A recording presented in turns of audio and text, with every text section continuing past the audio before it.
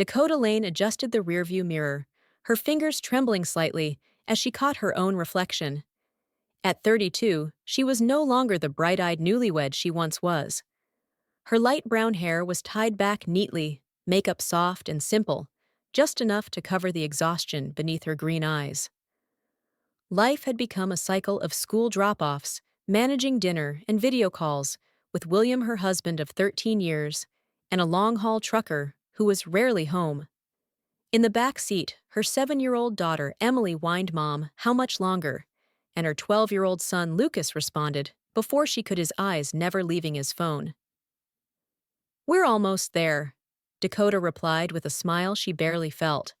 They were on their way to her Aunt Teresa's home in Springfield for her 70th birthday, a woman who had been more of a mother than Dakota's own ever was. The celebration was modest, but warm, full of laughter, home-cooked food, and distant relatives. Dakota busied herself helping with the setup, chatting with cousins and neighbors, doing everything possible to ignore the growing hollowness inside. Around 9 p.m., after seeing off a few guests, she realized she had forgotten to pick up lactose-free milk for Emily's breakfast. She slipped out to the nearest grocery store, not knowing that a single errand was about to detonate her entire life. At the dairy case, she nearly bumped into a woman who gasped, "Dakota, is that you?" It was Sandra, her classmate from high school. They squealed and hugged, the moment surreal. Sandra invited her to grab coffee at the cafe across the street.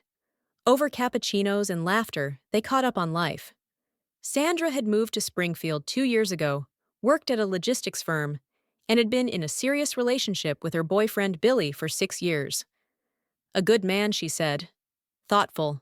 A truck driver. He was even planning to propose soon. Dakota smiled, uneasy. Her William was a truck driver too. "Want to see pictures?" Sandra asked, unlocking her phone. The screen turned, and the world dropped out from under Dakota's feet. Staring back at her was William, her husband, smiling arms wrapped tightly around another woman. Dakota's hand clutched the edge of the table as the image burned into her mind. William. Her William grinning in a crisp button-down shirt she had gifted him just last Christmas. His arm was wrapped around Sandra's waist, their bodies pressed together with the ease of practiced intimacy. Her lips parted, but no words came.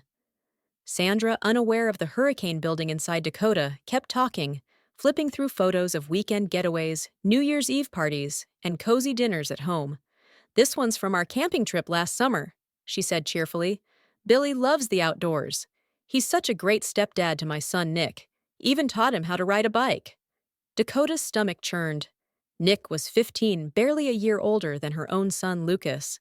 That meant this had been going on for more than half a decade.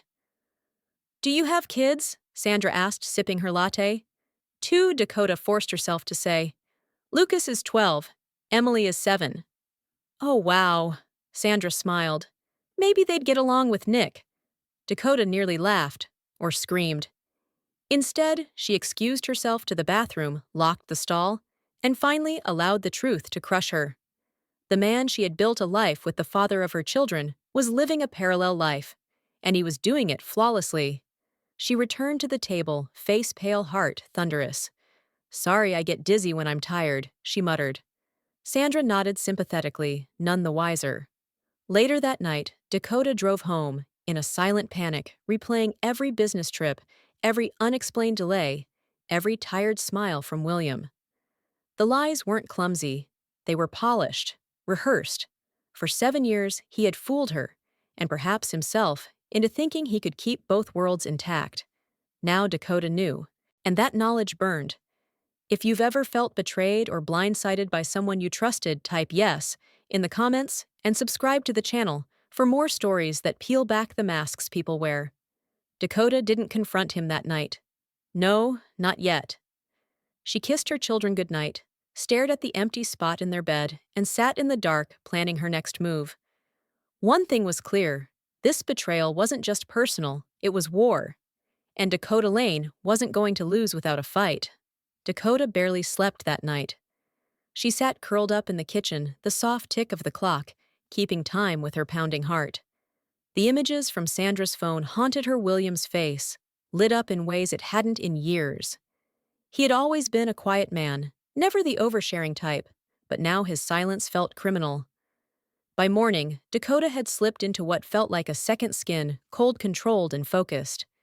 She needed answers, not emotion.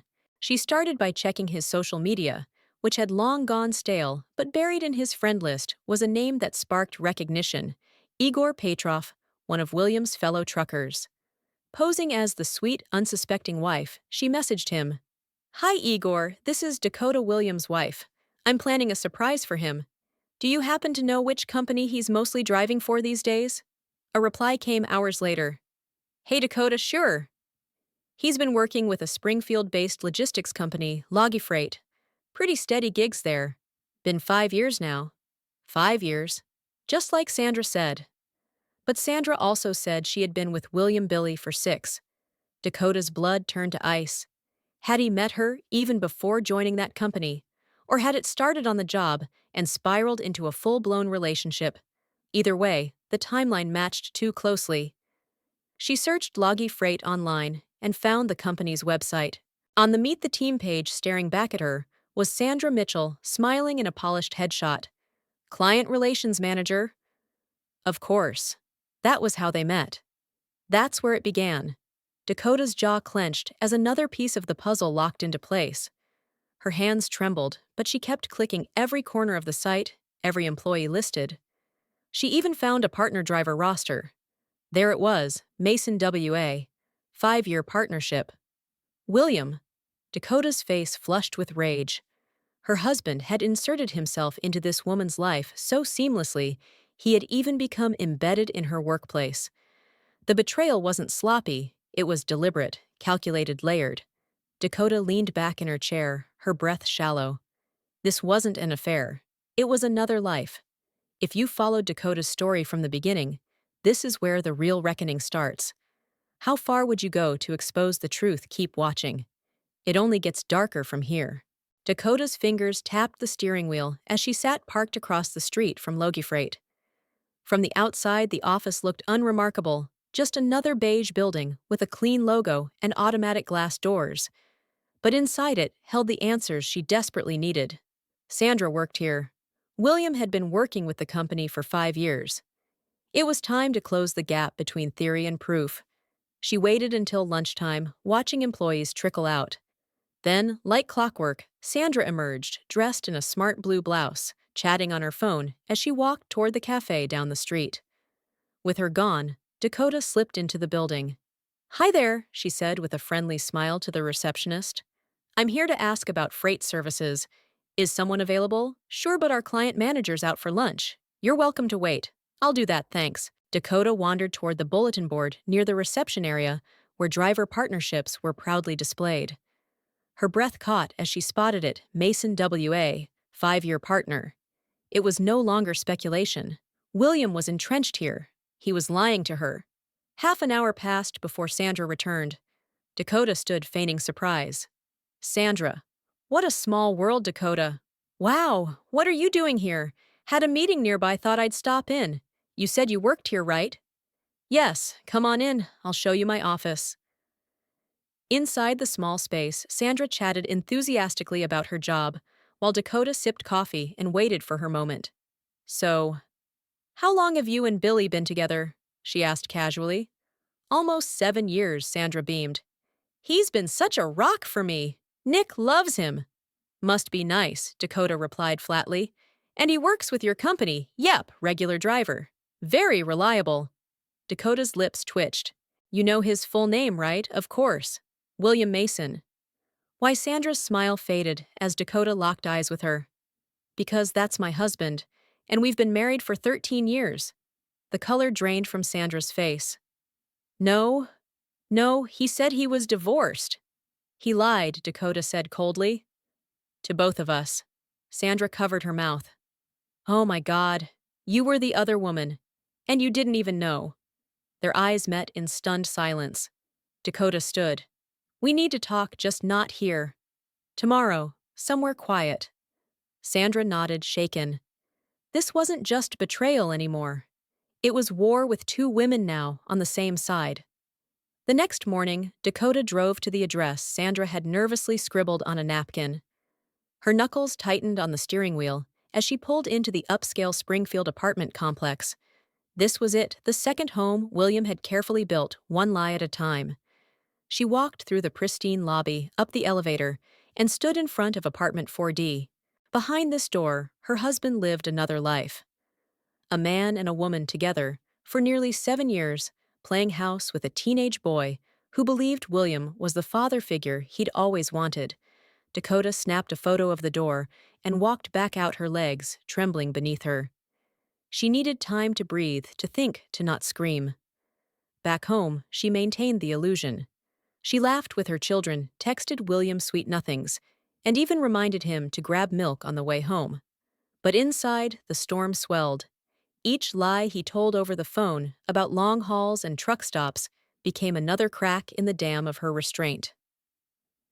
Thursday evening, William walked through the front door like a hero returning from war, embracing the children, planting a kiss on Dakota's cheek, as if nothing had changed. "You're quiet," he said that night when they were alone. "Everything okay? Just tired?" She replied, her voice brittle. "Busy week." The lies rolled from his tongue with practiced ease. He told her he had driven to Phoenix, fought through traffic, dealt with cranky clients. Dakota nodded along as if buying every word. But her mind was miles away in Sandra's office, in front of apartment 4D, inside a world he never imagined she'd see. That weekend, William proposed a family trip to the lake. "Let's spend time together, just us," he said with a smile that had once melted her. Dakota agreed. The children laughed, played, and clung to their father's every joke. And Dakota played her part, the loving wife, the peaceful family. But her eyes never softened. She watched him like a hawk, every gesture, a performance, every smile, a betrayal rehearsed to perfection. This wasn't a man she could trust, not anymore.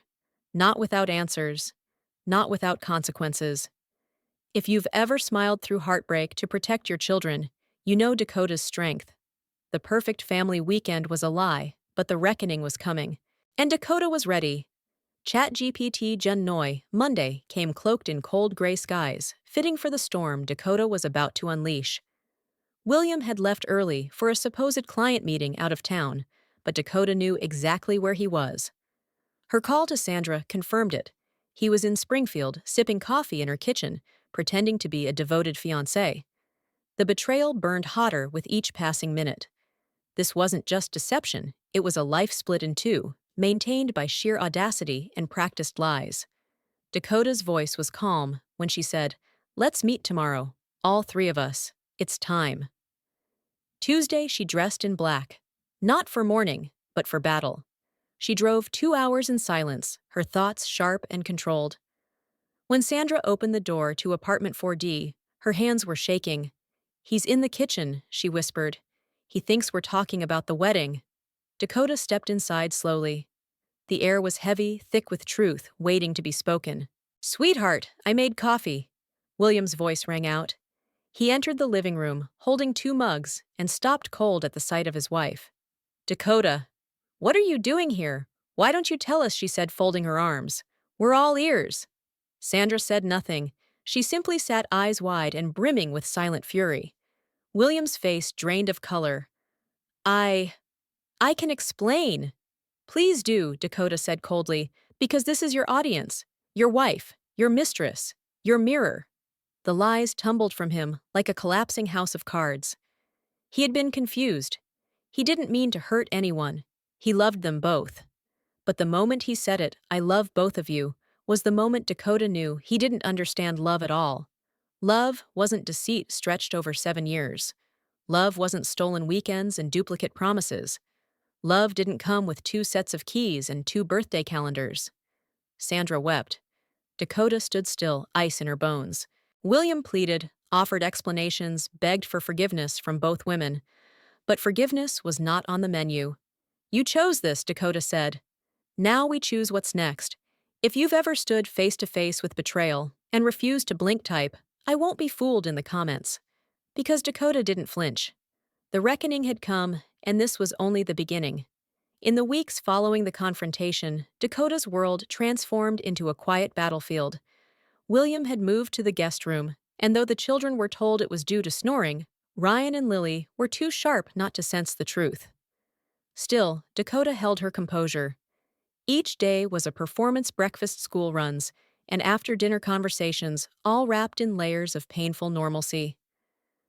Yet in the silence of the night, the reality screamed her husband had lived a double life for 7 years. Her trust wasn't just broken, it was obliterated. And despite William's efforts to make amends, quitting long-haul jobs, cooking dinner, playing the doting father, it all felt like damage control, not redemption. But life in its cruel symmetry offered a strange clarity when Lily was hospitalized with a sudden bout of pneumonia.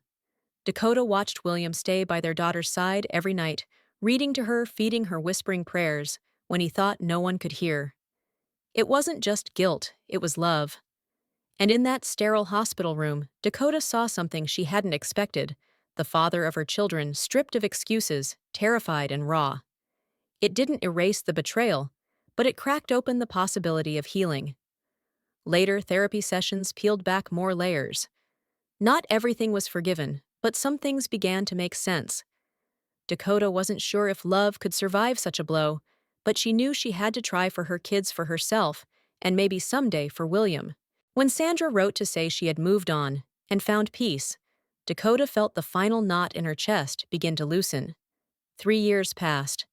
The scars remained, but so did resilience. Love had changed, not blind, not naive, but rebuilt with eyes wide open.